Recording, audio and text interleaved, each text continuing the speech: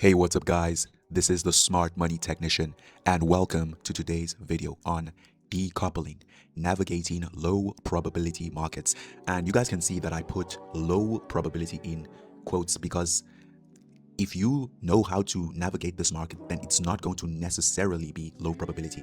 It's just that these are not the kind of conditions that are usually what the market makers give.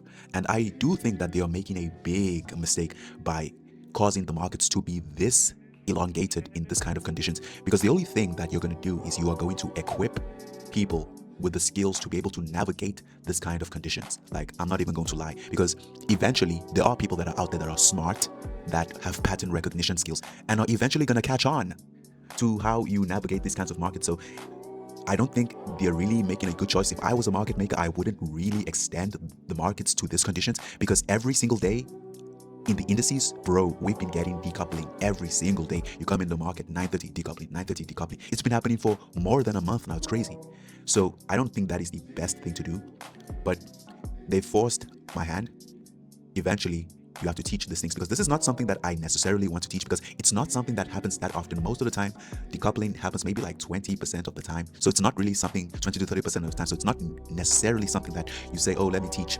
You want to teach the things that happen most of the time. But again, they're forcing many people's hands. Shout out to GXT. Shout out to Trader Day. Without any further ado, we're going to get into this video. I don't want to waste anybody's time. You want to pay attention to this video so that what has been happening in the market is no longer going to confuse you. This is going to clear up some of the confusion that you've been having. Right, so let's get into it. All right, so the first thing that we want to talk about is the index futures triad, relative strength. Now, this is only something that really applies to the indices, that applies to index futures in terms of NQES and YM. It's not something that I would say that I've seen too much in metals or in oil. This is only noticeable in the index futures triad, or should I say, I don't think I've seen it very relevant in other assets apart from the index futures triad. So basically, there is a special relationship that the index futures triad has. It's a situation where when NQ is the leading asset, then YM is going to be the lagging asset. Or when YM is the leading asset, then NQ is going to be the lagging asset. ES is always going to be the middle asset 95% of the time. So basically, what that means is that, let's say you have an SMT, right? You primarily want to see ES always mirroring one of the two. You don't want to see ES being the outlier. So for example, you don't really want to see ES being the only asset that takes out a low, while NQ and YM are making failure swings. That is cap. That is a low probability kind of SMT, because ES is never like the weakest. In contrast, ES is also never the strongest. So you can't have ES being the only asset making a higher low, while NQ or YM are having lower lows. Again, that is like a low probability kind of SMT. ES is always in the middle. It's always uh, doing the same thing as one of the two. It's either doing it with YM, but in most cases, it's always more closely correlated with NQ, right? So ES is always in the middle. Now, there are ways that you can navigate the market when ES does give that kind of low probability SMT, when it's the only one that is doing the cracking correlation. But we're not really going to discuss that today, but you can eventually figure that out for yourself if you just put in some time in the charts and just see what happens when this is the case. But in most cases, you're not even going to worry about that. So you don't really need to worry too much about that. All you need to know is that there's a special relationship where YM is the lagging asset, then that would mean that NQ is going to be the leading asset. ES is going to be the middle. Whenever NQ is lagging, that means YM is leading. ES is going to be in the middle. That's all you need to know. Pretty simple, right? So when we apply decoupling to the relative strength relationship that the indices have, whenever we have decoupling, decoupling is simply expansion in the opposite direction. So when NQ is expanding higher, you're going to see that YM is expanding lower. And ES, which is the middle asset most of the time, is usually going to be consolidating, right? So it can also be the opposite. If YM is the one that is expanding higher, you're going to see that NQ is the one that is expanding lower. Again, ES is usually going to be the one that is consolidating. It's usually going to be the one that's more so um, linked to the one that is lagging. You're going to notice that, right? But this is pretty simple to understand. One is expanding higher, the other one is expanding lower, the other one is consolidating, right? Going sideways. So now we're going to talk about inter-market relationships. It's very important that you analyze at least three. I don't really trade forex, so I don't really analyze the US dollar, but I analyze indices, metals, and oil, right? And these can really aid you in your bias. So whenever you are bullish on the indices, typically the metals are also going to be bullish.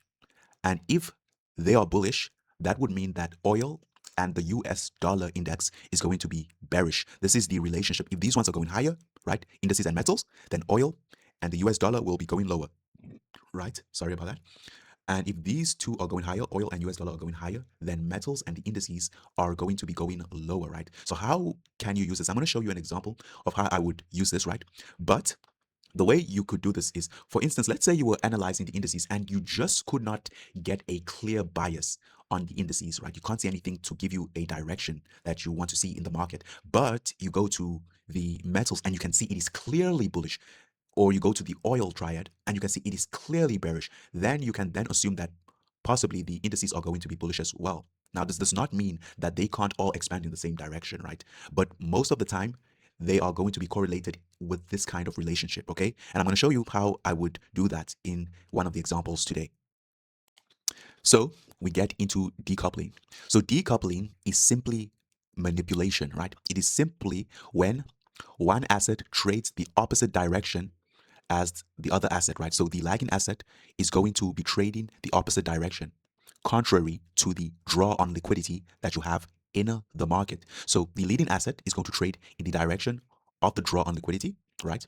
While the lagging asset is going to trade contrary to that direction, right? So we say that the lagging asset is manipulating. And the reason why it is manipulating is that it's going to reach into a relevant level. That relevant level can either be a high, right, in this case, or it could be a gap. So when the decoupling is taking place, you don't get scared and feel like, oh my goodness, which direction are we going? This market is going higher, that one is going lower. Which side am I going? The first thing that you need to know is the higher time frame direction. Any trade away from that higher time frame direction is seen as manipulation, and you know that that manipulation is going to end when it reaches a key level. As you can see over here, it reaches a high. The middle asset is obviously going to be going sideways, right? And you can see that there's an SMT when this takes place. You don't want to trade the middle asset when the decoupling is taking place until you get price getting into that key level and confirming a manipulation of that key level. So the lagging asset is a manipulation. It's the fake move. It expands away from the draw on liquidity, while the middle asset waits for the manipulation. It's waiting for this one to reach that level to manipulate that level, while the leading asset will expand in the direction of the draw on liquidity. This is the real move, an expansion towards the draw on liquidity. So that was decoupling in terms of a reversal. Now we're going to be talking about decoupling in terms of a continuation.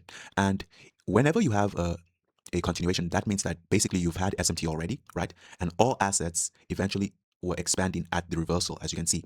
So a decoupling in terms of continuation is essentially a strength switch. So as you can see, the leading asset reaches the draw on liquidity and then it decouples, it goes higher so that the lagging and middle asset can eventually trade lower to catch up to the low that the leading asset has already gotten to. Now, I did speak about this in the previous video, right? Where I talked about manipulating levels, strength switching, allowing the other ones to catch up. Go and watch the previous video if you don't know about this, right? So basically, you can see this one, it decouples. As you can see, this kind of expands higher. These ones expand lower towards the draw on liquidity. This one is trading into a gap, right? And you know that, what did I say in the previous slide? That decoupling will end when the lagging asset, in this case, this one switches to a lagging asset because it was leading, it hit the draw on liquidity first. It switches to a lagging asset so that it can reach into a relevant level, in this case, a gap, right? So it reaches into a gap, and that is eventually where you get the confirmation. You have an SMT fill, right? And resynchronization eventually takes place and it continues the direction, also allowing these ones to catch up to the low that was just taken over here, as you can see, right? So obviously you can trade here. If you see there's an SMT fill, you know that we want to catch up to these lows because what are all assets doing at the reversal? They're all expanding towards that draw on liquidity. So we are not thrown off guard just because this one reaches the draw on liquidity first, right? We will expect the other ones to reach the draw on liquidity as well because there's an SMT at the highs that caused this expansion towards that level. Now, we know that decoupling is simply expansion in the opposite directions. Now, when you look on the higher time frame, when you are seeing this decoupling, what you are going to see is that one candle on the higher time frame is expanding higher, while the other one is expanding lower. And it's only doing this to form a higher time frame precision swing point. So over here, let's say we were bullish. You have the leading asset expanding in the direction of your draw on liquidity, while the lagging asset, or sometimes even the leading asset switching to a lagging asset, expands contrary to that direction. You can see where we're closing here, right? We're bullish, we're closing here, and the next candle opens here. It's opening near this low, right? So what will happen is that when this candle opens, it takes out that low, right? The low of the PSP, while this one over here, right? Since it is opening far away from that low, it is just going to trade down, obviously respecting the upper half, perhaps on the lower time frame trading into a gap here, right?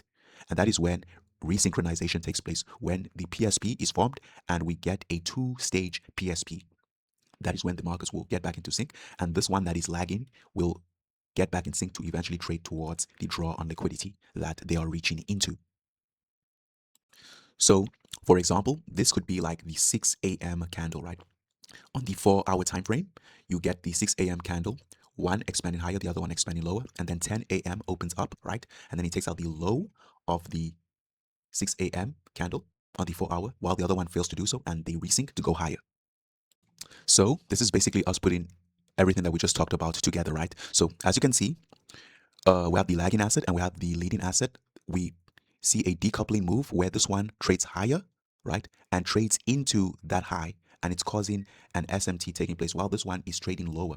So you have a PSP. Now, you can trade this one over here that is taking place, right? Because it is the strongest asset, is the one that is making the failure swing, right? So, and it is also closest to the draw on liquidity. But while the decoupling move is taking place, you can't really trade the lagging asset just yet as it is decoupled. You need to wait for this candle to close, right? And obviously when it closes, the next candle opens, it takes out the high. We get a two-stage precision swing point confirming this SMT. And you can see that the wick is small, so it supports expansion. So that is when you can trade this one, because the resync is now confirmed by that two-stage PSP, as we previously discussed in this previous slide over here. Only that this one is a bearish scenario, right? So you can see we trade into that key level, SMT. This candle closes as a precision swing point. The next candle opens, takes out the high of the precision swing point, making it a two-stage precision swing point, because this one that is bearish, it's opening away from the high. So we are getting a two-stage precision swing point to get us resync for the bearish bias that is taking place currently over here. So now we are going to be talking about decoupling anticipation. So whenever decoupling anticipation, you don't need to get confused, right? You will know why the decoupling is taking place, and you will anticipate that it's only doing so to reverse. And the first thing that you obviously want to see is you want to see SMT. So over here, you can see that there's an SMT, right? We're making a higher high here. On the leading asset, we're making a lower high. So when decoupling takes place, right, you see this candle expanding lower away from this level, and this one expanding towards that SMT over there, right? You are not going to get confused, especially when the SMT was happening in the form of advanced premium discount. What is that? Basically, if you take the high, which is this high that price is taking out over here, you take from the high to the low of the retracement, right? Because obviously when price went down here, it was retracing eventually to get to that high, forming SMT. So you take from the high that price has not taken in this asset to the low of the retracement, right? If you see that this price is around EQ, it's not like in premium, right? It's in discount to EQ. That is what we call advanced premium and discount, right? When this is happening and then you get a strength switch precision swing point, it's very powerful. What's a strength switch precision swing point? Go and watch the previous video that I speak on strength switching, right? But basically, you can see this asset is making a higher high, but printing a bearish candle, right? While this one that is making a lower high is the one that is printing a bullish candle, when it actually should be this one that is printing the bullish candle, because it's the one that's making the higher high. So it's switching strength at the highs, right? So it's printing a strength switch PSP. And because it's happening in the form of advanced premium and discount, you know that this is a decoupled move that is taking place to manipulate this level that price is already at. Okay, so this strength switch PSP is used to resync the market back into sync with one another, basically, right? So you can see this one already reached the level. We didn't yet have a confirmation at that level. It's advanced premium discount, as you can see where price was at this time when the SMT took place on this candle right there. As you can see, the next candle opens. So sometimes what is going to happen is that at 9:30 you're going to see this. Let's say you're having some kind of SMT already in the market. 9:30 opens, or 9:30 is within this candle. You just see one candle expanding lower, is expanding away from the SMT. The other one, which was so far away from the SMT high, is expanding towards it. You already know why this is taking place. This decoupling is taking place to get the market back in sync with one another, because this one is all the way in discount while this one is all the way in premium. This one is decoupling down while this one is decoupling up, so that they can meet one another to become coupled again. Can you see that?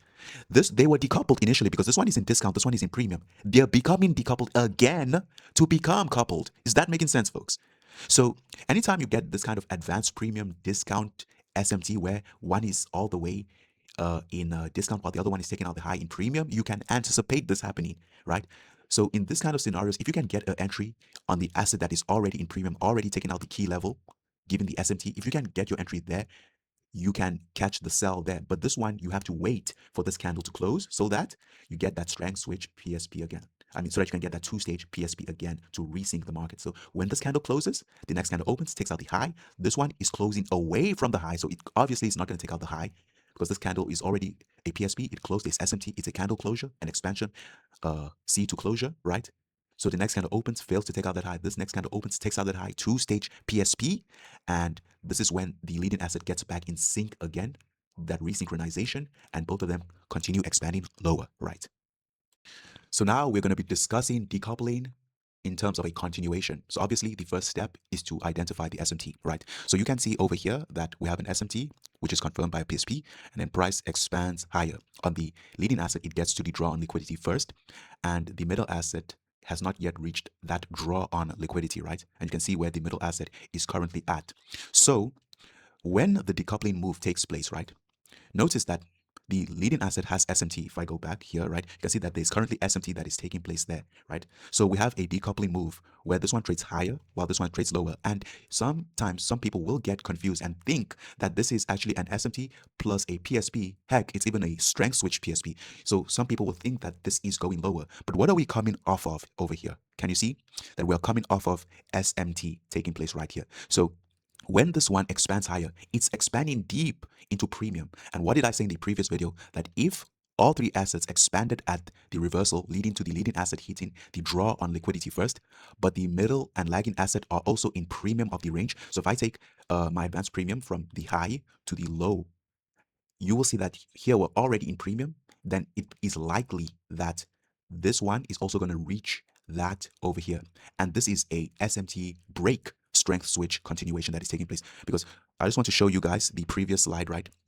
Notice over here, right, at the lows, we're not coming off of anything at the lows, but here in this one, we are coming off of something at the lows. So when that decoupling move takes place, we don't think this is a strength switch reversal sequence with a decoupling move. We think this is an SMT break sequence because this one is in premium. We're expanding away from the reversal that we have over here. So this one that is in deep premium is likely to get to the high that the leading asset has already gotten to. So in this scenario, you would obviously trade the middle asset to the high. And while the decoupling is taking place, you can't yet trade the leading asset as it is switching to the lagging asset at the time. You need to wait for a resynchronization, as I previously explained, right? So that resynchronization takes place when this candle closes. It is a PSP, right? You can see bearish candle over here, bullish candle over there.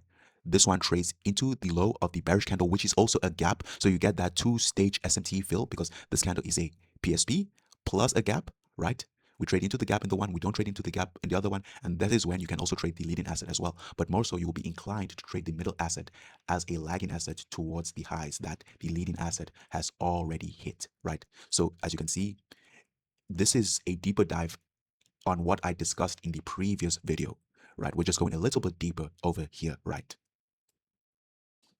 Now, another kind of sequence, decoupling sequence, is a two-stage SMT break reversal. I will actually show an example that recently happened of this, right? And basically, you obviously, if you watch the previous video, you know what the strength switch is. So over here, you can see a higher high on the SMT and then a lower high on the second stage SMT that is taking place. But what happens is that here you had the lower high on the first stage and then you have a higher high on the second stage, but the second stage is breaking the first stage and it is a strength switch. So you can see over here, what can happen is that the decoupling move, especially on the higher time frame, you would notice this, it can be extended and eventually break a higher time frame SMT that has taken place, right? And that decoupling move can eventually be in the form of a two-stage SMT break. Don't worry, I'm going to show you an example of this because this one is a little bit more advanced, but I wouldn't worry too much about it because it's not like it happens every single day, but it is one of those ones that when it happens, you're not sitting there with your jaw dropped to the ground like, what is going on? What should I do? This is another one of the SMT sequences that can take place, okay? Okay, now finally, we will be putting it all together again, right? So this is decoupling, how it can look for a reversal or a continuation, right? So the first thing you obviously want is price to be at a higher time frame key level. So over here, you can see at the reversal, usually we want to see it be a two-stage crack in correlation. So over here, we get a strength switch PSP that is taking place. So what that will look like when we apply that to the charts is that, for instance, at the reversal, you obviously want to see price at a higher time frame key level, then you get a two-stage cracking correlation. And that second stage can be a decoupled move. As you can see, this one is expanding away from the SMT, while this one is expanding towards the SMT while still maintaining the low over there, right?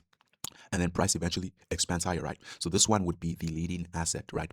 Now, sometimes, I'm sorry about this, I'm actually supposed to highlight this candle, not this one, right?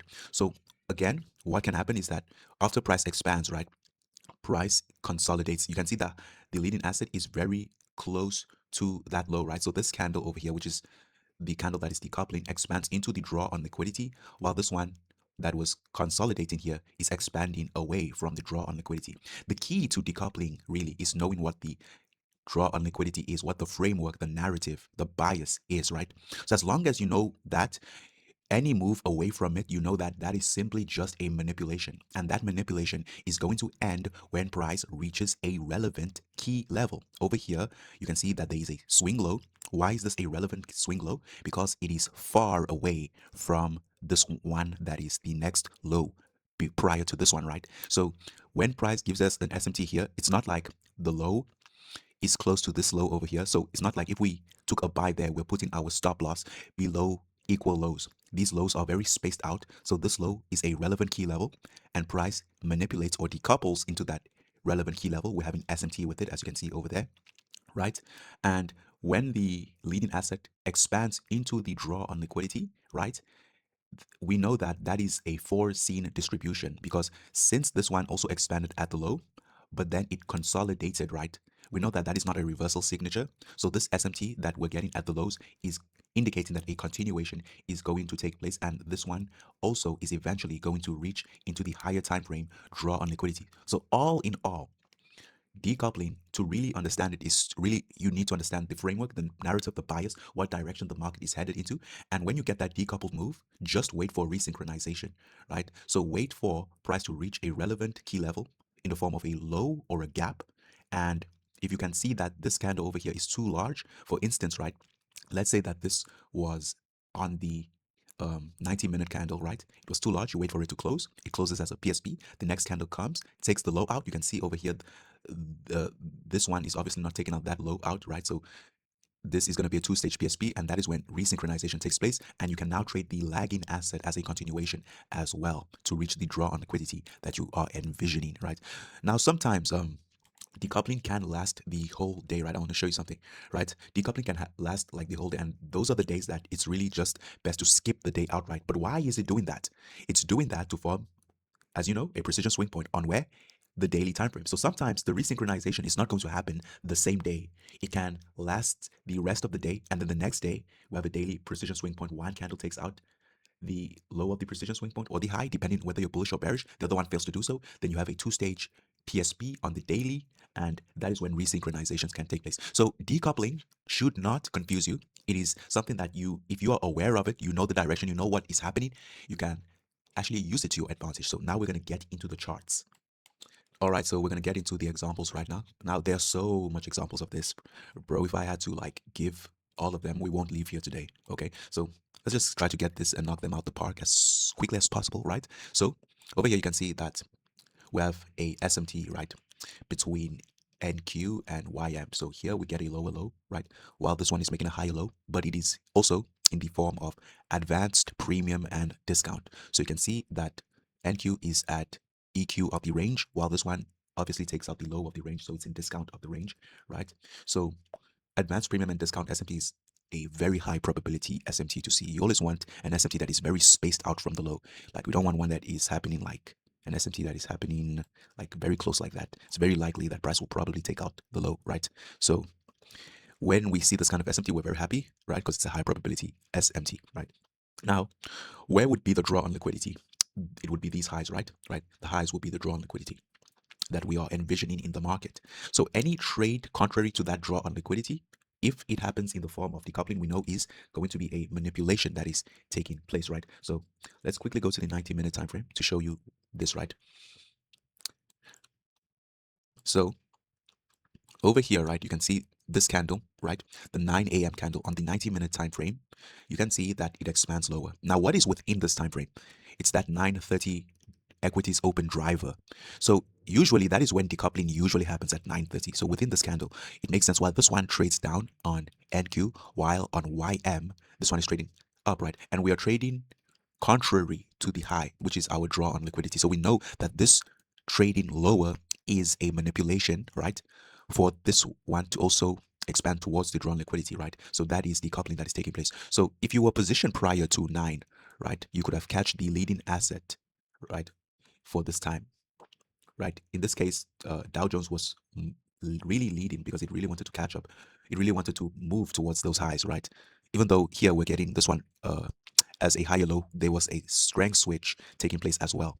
So this strength switch is when we see this one turn as a bullish candle, this one is a bearish candle. And obviously, as the decoupling is taking place, you are not going to trade the one that is lagging against the draw on liquidity, right? You wait for it to close and you wait for it to reach a key level, right? So what is that key level? It is this low over there. So you can see,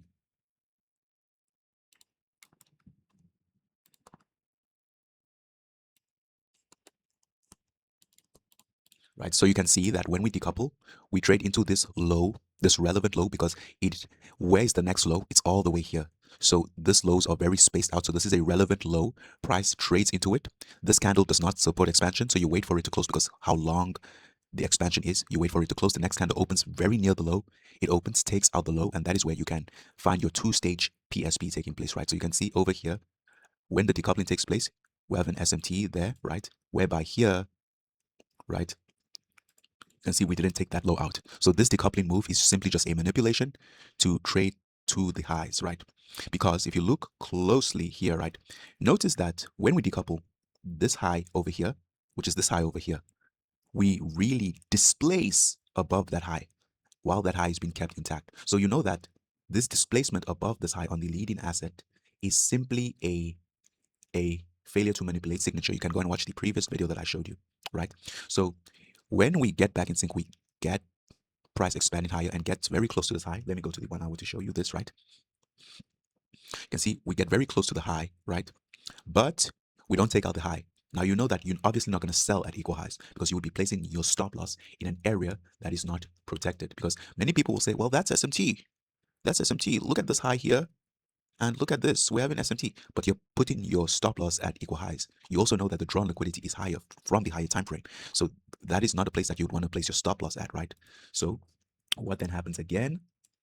You can see that we decouple again, right? You can see this candle trades down, this other one expands up, this one opens low, trades into a gap, resinking price because it trades into a key level, right? And it also forms a two-stage SMT fill. So this is a gap over here, while this low over here does not get taken there, and that is when it is resynced again and the highs are then taken out again. So that is it for this example. We're not going to go too much into entries. That will make this video too long, right? So all right, so this is a more recent example, right? So over here, right, I want you to pay very close attention to this high right here, right? Can you see that in Dow Jones we trade above it and we really are way extended above that high? So that same high in NQ, right? You can see that we have not even gotten to that high yet. So the current high of day from on this particular day, we had a failure to manipulate it on the leading asset, which was YM. And remember in the previous video, go and watch that video if you really want to understand this. Reversals don't happen this way where price really extends above it. And then you would say that, oh, there's SMT, but the SMT is really extended like this. Can you see that, guys? That doesn't make sense, does it, right? So when this happens, you know that that is a failure to manipulate. Even ES was also above this high. So eventually we would expect NQ to get there, right? So the market prior to 9:30 was already decoupled. Remember in the previous slide that I showed you? When I talk about the market is already decoupled ahead of the 9:30 driver. So what is going to happen is that it's going to become decoupled again. So if you take premium and discount, right? This one is in premium while this one is in discount. It's trading lower in respect to that high. So let me show you what I mean. Let me show you what that is looking like.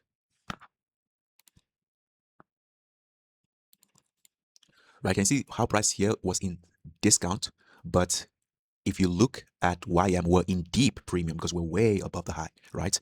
So what happens if you go to ES, right? Let me show you. We had an SMT on ES. ES also took the current high of day. If you look there, we've been above, but ES was the asset in the middle as usual. We make a higher low SMT, right? And let me go back to NQ, right? Sorry about that. What happens is that during 9:30, as you can see, this is the 1 hour time frame. So the 9:30 driver is within this 1 hour candle, right? What happened is that this candle expands up while this one that is in premium expands down because they were already decoupled and they become decoupled again to become decoupled. This one is trading up, this one is trading down. They're doing that to get back in sync with one another. Are you understanding? They're decoupled already and are becoming decoupled again to meet up with one another. This one is all the way up there. This one is all the way down here. This one is trading up. This one is trading down. And along the way, they meet one another, right? So if you were able to catch, I believe I did catch this move right here at the lows because I saw the SMT, right? And I saw that this one was really primed to eventually get this high. So I anticipated that there was going to be a decoupling taking place, right? So I trade the lagging asset because I knew that that is likely what was going to happen, right? It expands higher and it leaves equal highs intact. While this one that expands lower, you can't trade this one just yet because, of course, this candle that you see here does not support expansion. You wait for it to close, right? Then you wait for a two-stage PSP. So as you can see over here, right, price opens, trades into the low, right, while also being inside of this gap. So you have a key level, you have a PSP, and you have a two-stage PSP taking place, and that is when on this candle here you can now trade this one that lagged behind to eventually catch up. And as you can see, eventually they trade higher. Sorry about that. I don't know why this thing is not.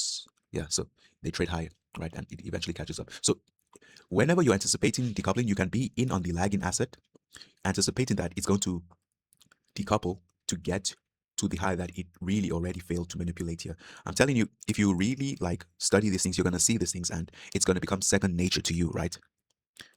Now we are in the third example, right? And if you look very closely here, right, we have an SMT with this gap, right? This one trades into the gap. This one doesn't trade into the gap, right? And then we have a strength switch the next week, right? So this one takes out the low of that candle while the other one fails to do so. So this is a strength switch, lower low, higher low, higher low, lower low. That's a strength switch that is taking place. So the draw on liquidity would be this highs over there, right? Now we go to the 1 hour time frame. You are going to notice that when the SMT takes place, what did we do when the SMT took place? We expanded, right? So NQ reaches the high first as the leading asset, right? And it failed to manipulate this high. So you can see that when it gets there, we really have equal highs. So we're not going to be expecting some kind of SMT sell lower because first of all, what are we doing at the reversal? We're expanding on all assets, right? All assets expand at the reversal and we're very close to this highs, right?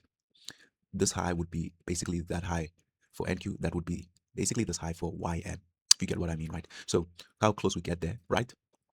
And basically, when that happens now, you're going to see that a decoupling move takes place. So you will notice that YM trades lower, right?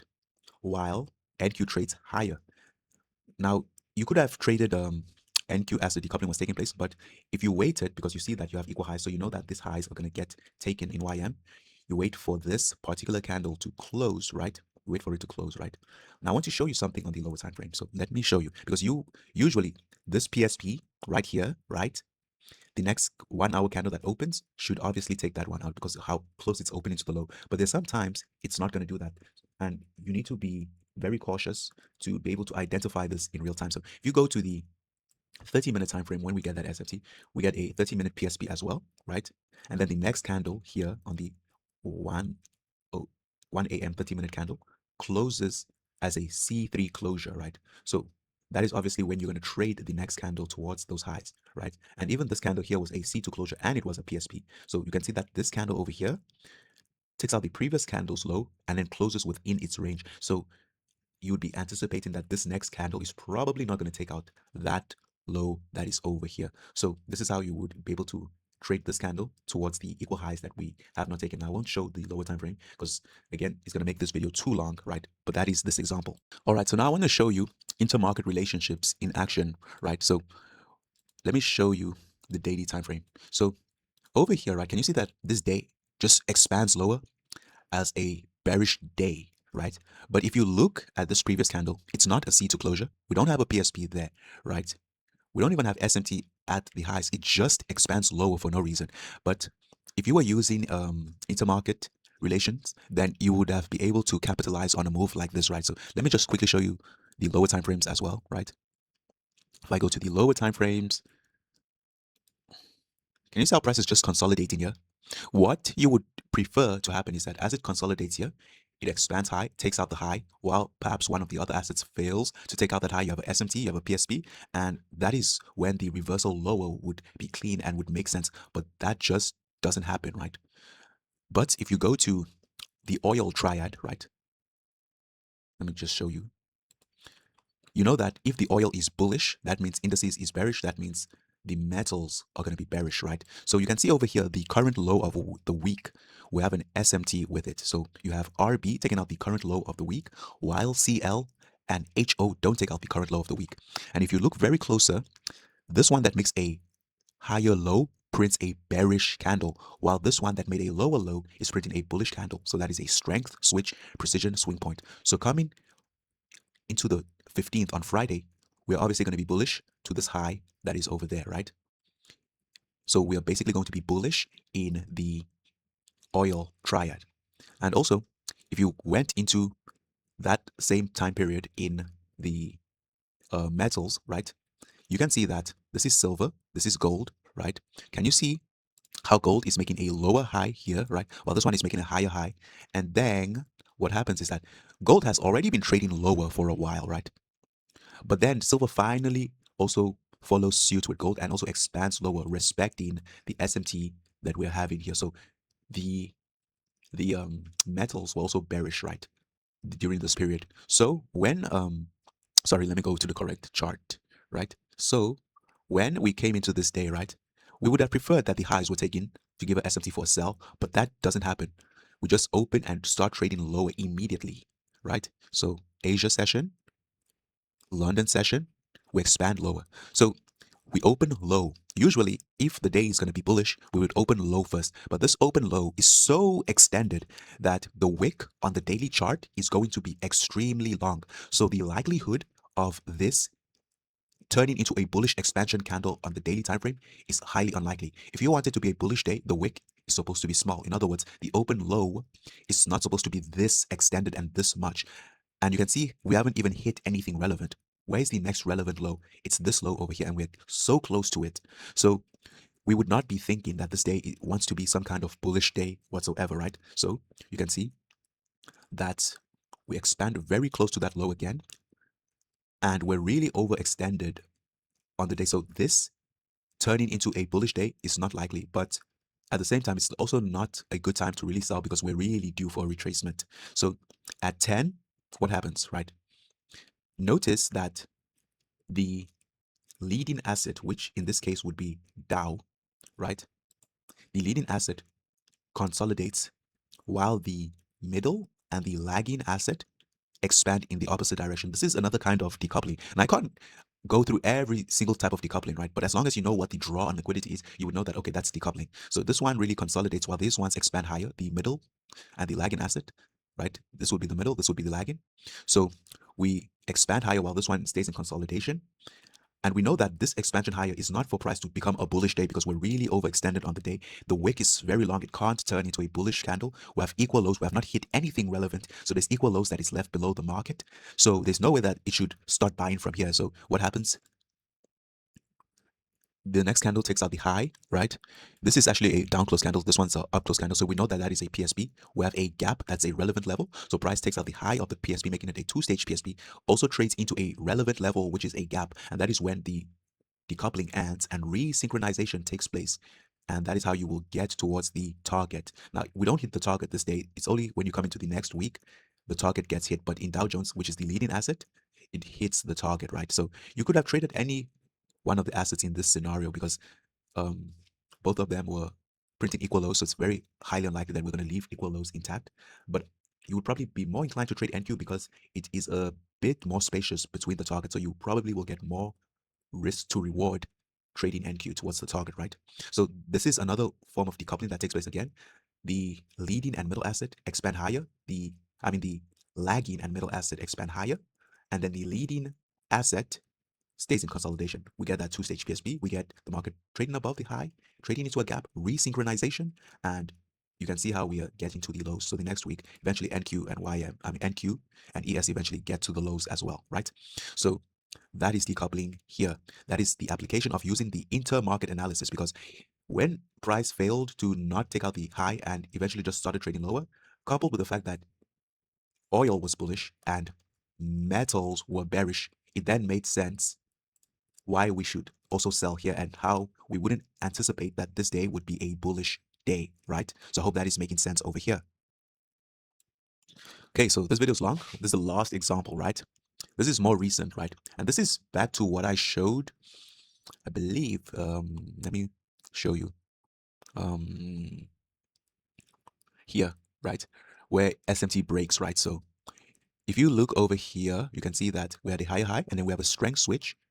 But the strength switch that makes a higher high here on the second stage is also breaking the initial first SMT, right? So if you look here, that is essentially what is happening. So here we had a higher high, right? A lower high, sorry, a lower high. And then the second stage takes place. And what causes the second stage is decoupling, extended decoupling. So you can see that the lagging asset and the middle asset expand higher, right?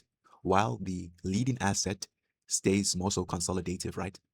And we had a higher high here, we have a lower high there, here we have a lower high here, and then we break the SMT by forming a higher high. And then on NFP, it just explodes lower. So this would have been very anticipatable. I don't usually trade NFP, but I would have seen this coming from a mile away.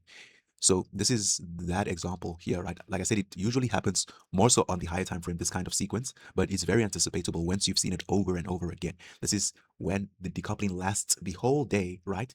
So that the next day can use that high as a daily PSP. So this decoupling lasted the whole day so that a daily PSP will form, and the next day we resync when we take out the high of that PSP, while here failing to take out the high of this PSP over here. And you can see how price just explodes lower, right, on NFP. So that's really it. If this video was a bit complex, trust me, just watch it over and over and over again. You will eventually catch on to what I'm telling you. But all decoupling is that it is a manipulation in the lagging asset, contrary to the narrative that you have. So one asset will trade against the direction that you're expecting, while another asset will trade towards the direction that you are expecting, or you can even just consolidate to allow the other one to manipulate. So once you understand the higher time frame direction, decoupling is not going to confuse you. You're not going to sit there with your jaws dropped to the ground asking yourself, what am I going to do next? As long as you know the direction that the market is supposed to go into, the one that trades contrary to that direction is manipulation, and you wait for it to hit a relevant level, and you wait for that resynchronization to take place so that you can get on board with the move. All right, so this is decoupling. All right, make sure you guys like, comment, and subscribe. More to come.